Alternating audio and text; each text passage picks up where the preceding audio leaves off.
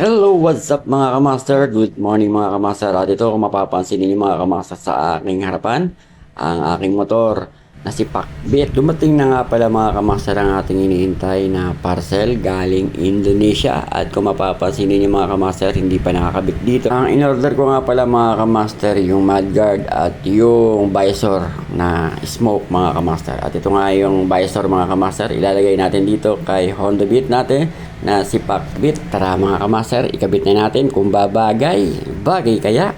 Naks naman ang gwapo ni Pakbit. Balikan ko lang kayo mga kamaster at ikakabit ko lang po itong aking visor. At ito na nga mga kamaster, nakabit na natin ang ating visor at ang ganda mga kamaster.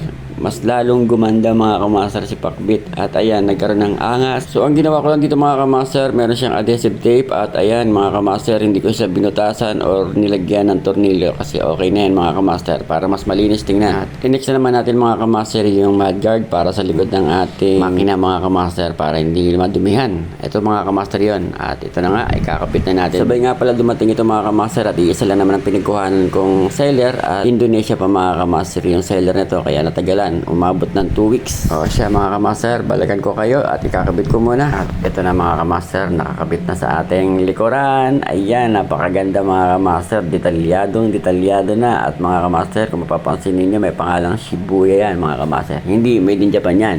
Made in Indonesia yan mga kamaster. At ayan, pasensya na sa mga dumi-dumi mga kamaster. At kung makikita nyo, puro putik. So, hindi ko pa nalilinis yung motor ko mga kamaster. Pero ayan mga kamaster, napakaangas ng tingnan. At siguradong safe na ang ating makina sa loob. At hindi na madudumihan. So, yun, hanggang dito na lang mga kamaster ang ating video. Sana sa mga hindi pa nakasubscribe, please subscribe to my YouTube channel. At i-click nyo na rin ang notification bell para maging updated kayo sa aking video. At syempre, ganoon din sa aking FB page. Papalo na rin mga kamaster. Hanggang sa muli. Paalam!